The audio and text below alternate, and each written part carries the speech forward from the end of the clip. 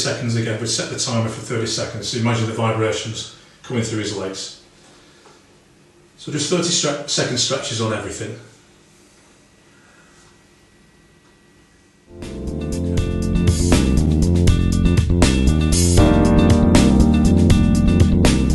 This next exercise is to stretch the adductors, which is a group of muscles on the inside of the leg, get very tight in your groin. So this method, the knee goes on the foot plate, facing that direction. This knee points in the opposite direction, 90 degrees, and John's going to lunge to the right whilst the knee stays pointing in that direction. We'll put a power plate on as well to allow it to vibrate through. 30 seconds again.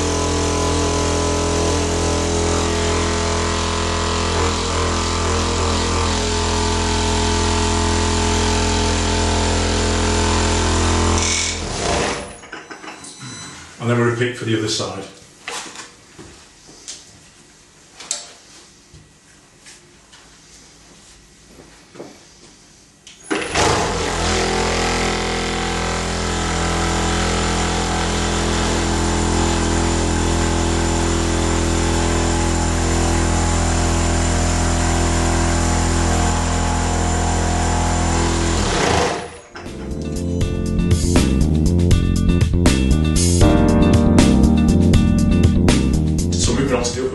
This is a stretch for the muscles on the back of the shoulder, and then also a muscle that rotates the shoulders. So we'll start off with the left arm.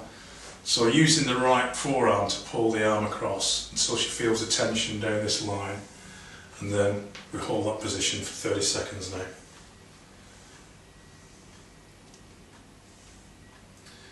And then the other stretch for the back of the shoulders is to flex the arm up in that position, bring the arm back and pull it across that. Okay, so the arm in rotation like that. And you repeat that for both sides, that's just 30 seconds on each side.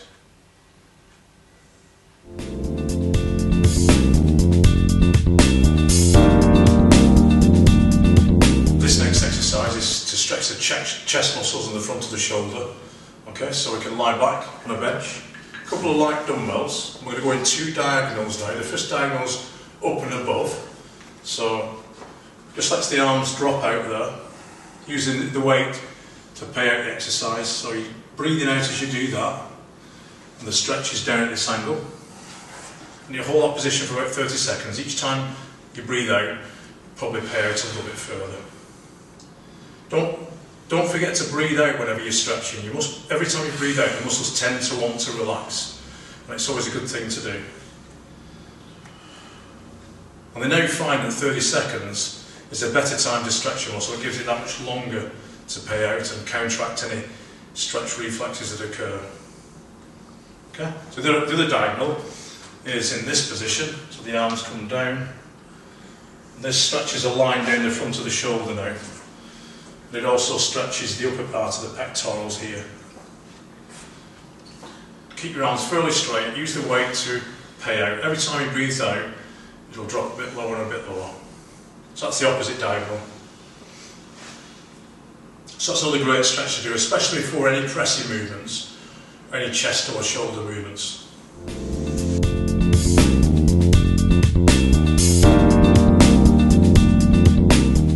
This exercise is going to stretch the back muscles now.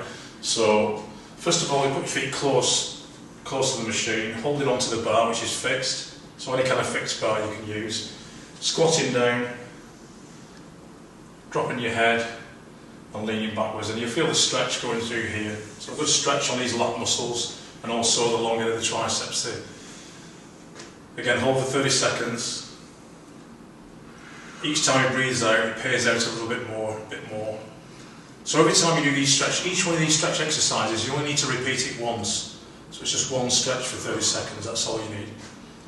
Okay, if you come up, John.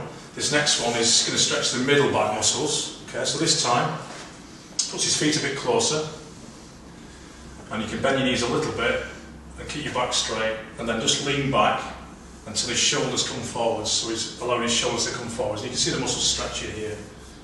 And again, breathe out, allow the muscles to pay out, breathe out again. So 2 or 3 breaths, covers about 30 seconds, and then the muscles fully stretched and paid out and ready to go.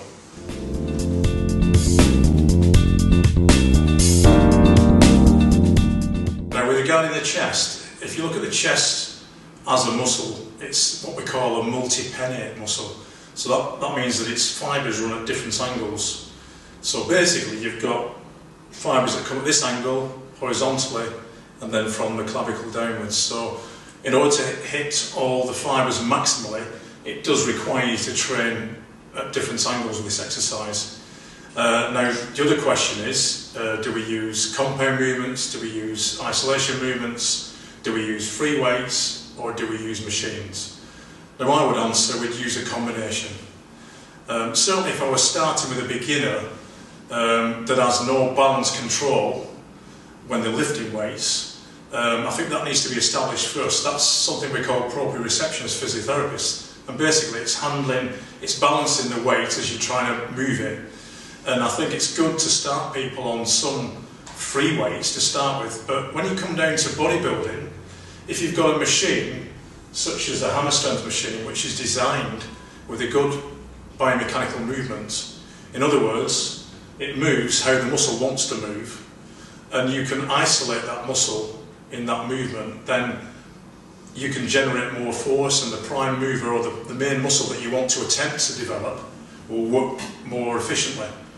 So, but I also do believe that people establish their own movement patterns which help to generate force in that muscle they want to develop. So I think it's important to incorporate really good machines with a good biomechanical movement, but also incorporate some free weights. And I think that's, now the other thing is, do we use barbells, do we use dumbbells? Well, generally speaking, if you're using a dumbbell, it does offer a greater range of movements. As I've spoken about before, muscles attach at different levels throughout the muscle belly. So, in other words, you've got certain muscle fibres that contract at different levels of the movement. So, you really want to affect the whole muscle.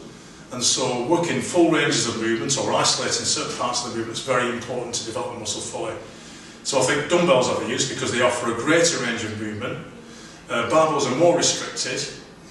And as to compound movements, a compound movement is something that incorporates a lot of movement, a lot of muscles to generate the force, all partially considered to be prime movers. So sometimes when you're doing a pressing movement, if you're using the chest muscle, say a bench press incorporates the chest, the shoulders and the triceps, all working largely to a similar degree to try and affect the movement. Now the trouble with the bench press is it's not really specific to the chest. So what we try and do is we try and change the angles a little bit to try and introduce a bit more specific work to the chest rather than engaging other prime movers. So we're going to do that now. We're going to start off with the incline bench press. Now the incline bench press, if you change the angle slightly from a flat bench press movement to a slight incline, you engage the upper pecs a lot more as a prime mover, rather than relying on all the three, the deltoid, the chest and the triceps. So if you can get the angle right, it does engage these clavicular fibres, these upper part of the pec more. So we're going to demonstrate that now. We're going to demonstrate a couple of different versions of it. This is the hammer strength version, which is a fixed machine with a good movement. You'll notice it converges as well, which also encourages the chest to work that bit harder. So as the weight converges, the chest muscles contract. So we're going to demonstrate that now.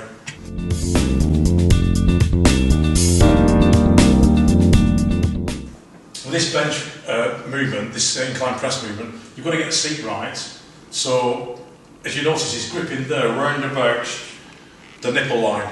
So round about this line here, so we can generate more pressure from the chest. As he breathes out, he's going to push and then lock out. And then control the movements on the way down, so you kill momentum, you're not using momentum. Control it on the way down, pause at the limit of the movement. So he's got a good stretch on the muscle. He's not overstretched, but it's a good stretch, it's a good range of movement. You're working the muscle maximally through that range. Okay, just have a rest there, John. I'm going to show you how not to do it, okay? This is how you see a lot of people do it in the gym, so that's the correct method.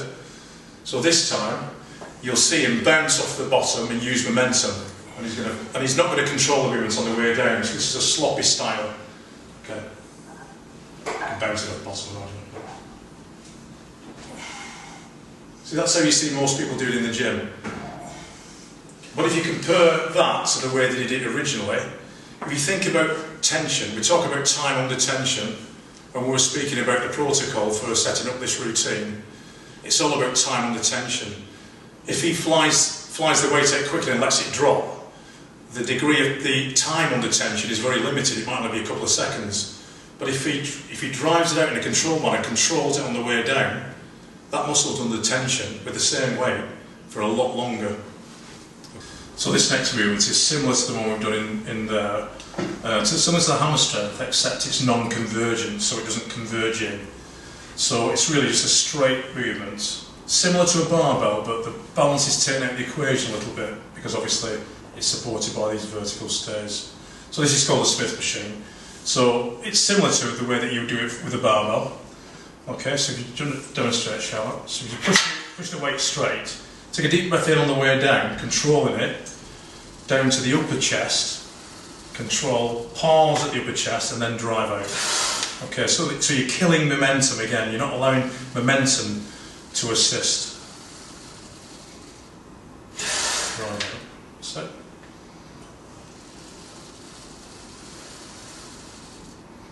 And you notice, unlike a powerlifting type press, our elbows are outwards, so the pressure is directed through the chest rather than through the front deltoids. So if your elbows are tucked in like that, this is more of a bodybuilding type press, so you're directing it to the muscle that you want to train. You see, nice and controlled. So if we just pause there, we'll just demonstrate a sloppy form or a poor form. Okay, so this is a poor form version. So this time she's going to bounce it off her chest and she can let it drop like a stone. There. You can almost class that as what we call a plyometric, almost, which is a type of exercise. It's a legitimate type of exercise for functional strength training, but not for bodybuilding. For bodybuilding, you want to increase the tension as maximally as possible in the muscle that you try to train. Okay. I'm not saying that sloppy form wouldn't work. It's just that what's going to work better. The other thing about the sloppy form is you're more inclined to get injuries. This is the final pressing movement that I would recommend on an incline. So, as I mentioned before, with the chest, it's a multi-pennate muscle, so 3 different angles. So, maximum, probably 3 to 4 exercises I will perform on the chest as a whole. And this will be the first one. So, you have a choice of the hammer strength, the Smith machine, or this dumbbell one, which gives you an added range. So, we're going to demonstrate the dumbbell press as the last of that pressing movement. Deep breath in on the way down, pause at the bottom, and push up. Just drop down a little bit further, Charlotte, just a little bit further on your range, a bit further. That's it, pause and drive. So that's pressing. So that's a dumbbell press. So when it's a little bit more advanced, you have to balance the weight, you have to have a good coordination.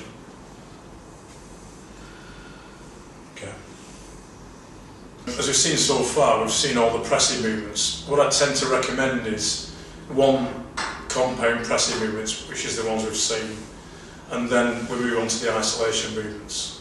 Okay, so this will be classed more of an isolation movement now. We're going to go on to an incline fly.